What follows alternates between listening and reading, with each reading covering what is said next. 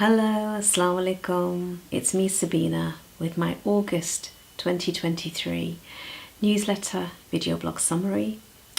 This August, I continued to heal from my shoulder procedure, which took place in January 2022, and I'm learning to live with an inflamed and painful right shoulder. My right shoulder was very painful this month, and I have struggled to type this blog.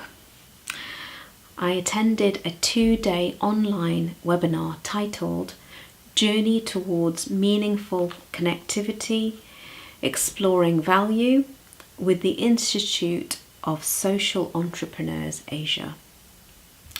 I joined the August 2023 webinar about storytelling with World Pulse.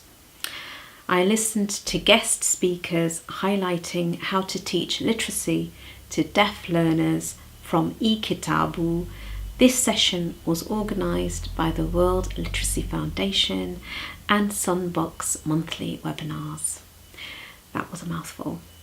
Thank you so much for watching, and health prevailing, I look forward to recording another video for you next month. Take care. Bye for now. Walaikum assalam.